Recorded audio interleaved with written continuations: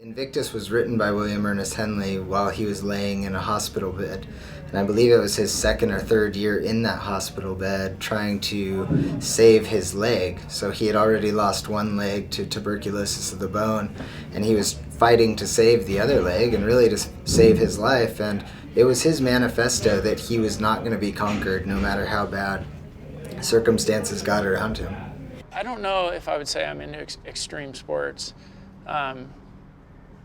Well, I've had some extreme sports injuries, I guess, but... So you do extreme sports, you're just horrible at them. No, I'm great at surviving. All right, hope this thing works.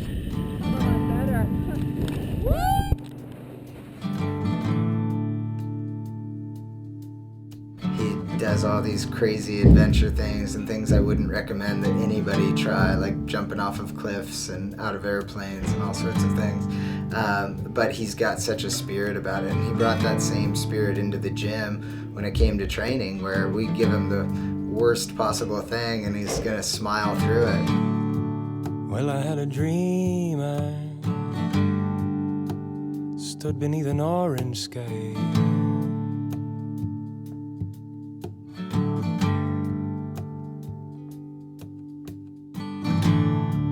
Yes, I had a dream, I stood beneath an orange sky.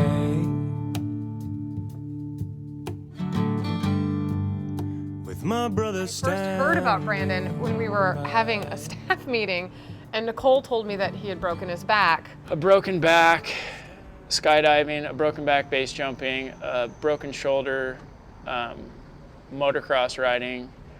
So we were, of course, like, oh God, that's terrible, you know, and then he's back in the gym like a few months later. So my impression was like, okay, he's nuts. The last base jumping accident, I got a brain injury, but because of that, they found I was about to die from an aortic aneurysm. And there's no symptoms, there's no pain, it just bursts and you die. And because of the base jumping accident, when they got me to the hospital, I was unconscious. But I didn't have bones sticking out of my body. You know, I had cuts all over and stuff, but nothing to speak of. And they said, what are his injuries? And, you know, my friends were like, I don't know, he just fell off a cliff.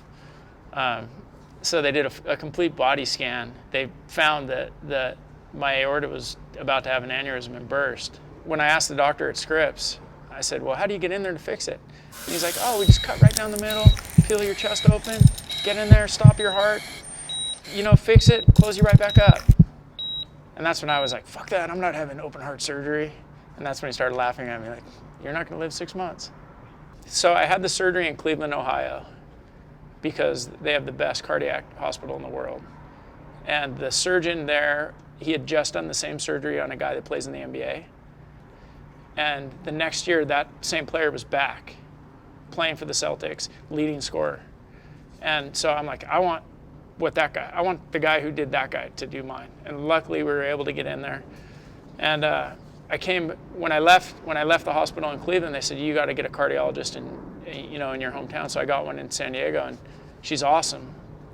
And the first time I went and saw her, she's like, you got to go to this thing called cardiac rehab. They put me on a treadmill and they said, walk for 10 minutes on the treadmill. And I walked for 10 minutes and then went back up to the counter where they do all the stuff. And they said, okay, on a scale of 1 to 10, how hard was that? And I said, it was a 0. He came in to Invictus. I hate physical therapy. They're telling me I'm on level 10, but I'm really getting nothing out of it. I'm walking on the treadmill and I'm like, I want to train, I want to do something so I can get back to where I was. One of my biggest concerns was his heart out of the gate. Brandon didn't tell you this, but I was a big pain and made him get me a doctor's note and all this stuff to make sure that he was allowed to come back in here. Remember, we were kind of working hand in hand with his heart doctor. And for the first 2 months, I had him wear a heart rate monitor and I would hold his phone. And I would make sure that his heart rate was spiking when it needed to spike when he was working really hard, and then I'd watch it kind of back off during some of his rest intervals. In the beginning, it was probably embarrassing, for Bryce to have to coach a guy who couldn't even do one push-up. We wanted to get Brandon doing pull-ups and push-ups. That was a huge thing because that's where he was before surgery. He couldn't even put his arms overhead. He had because of the stitches and the stretching, he couldn't even do one strict pull-up when we started. He couldn't do one ring dip. I was a wreck. Compared to any client I've ever worked with, it's almost scary how much he trusts me, which is super cool in the sense that like I can be very innovative and creative with him and give him some really challenging workouts, and I know he will not fold. He will always push through. Not everybody likes to be pushed like Brandon does. Like, I like being told, like, hey, you can do this, quit being a wuss and just do it. Putting him in safe positions that would enable him to progressively increase load, increase intensity, and then from there, like, his confidence started to build. And then we reestablished his goals, and he was like, okay, Bryce, like, by November 20th, I really want to get a muscle up. I really don't know what a muscle up is. I just see all the girls do them on these rings. It looked really difficult, and I told Bryce, I said, okay, November 20th is the 1-year anniversary from my heart surgery. I want to be able to do a muscle up by then. So for a high-level gymnast, the muscle up is literally simply getting onto the ring so they can do their other tricks. In the world of CrossFit, where gymnastics are a huge challenge for most of your regular people, the muscle up is like the holy grail of movements.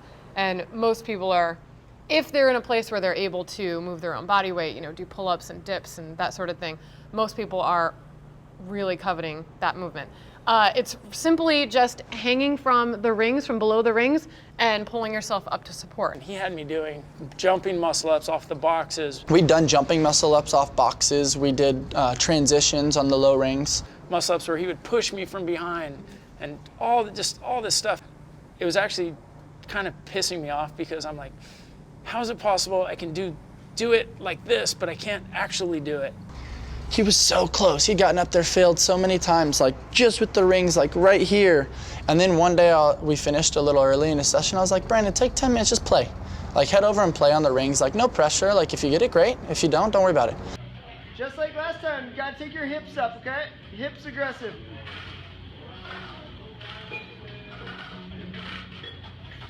Good, you got it! All of a sudden I hear, whoa! I heard everybody inside the gym erupt, and CJ was fortunate enough to get it on film. Eventually, I did one, and I thought I had to look back because I thought he pushed me. I was like, wait, I just did it. And it was hideous, but I count it. I don't care. It wasn't just about like the muscle up. He had set expectations. He surpassed them, stepped on them, kicked them out the door. I was like, what's next? I think that if we can help everybody understand that concept of I'm the master of my fate, I'm the captain of my soul, that it doesn't matter whether it's a workout inside the gym, something outside the gym, an obstacle in their relationship, their career, that it's how we approach life in general, that we're going to make the most out of any circumstance that we're dealt, and that we can win and be successful in any circumstance if we can control our mindset around it. Well, I had a dream. I stood beneath an orange sky.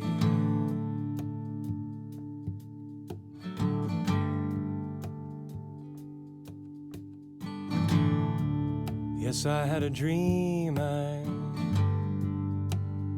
stood beneath an orange sky.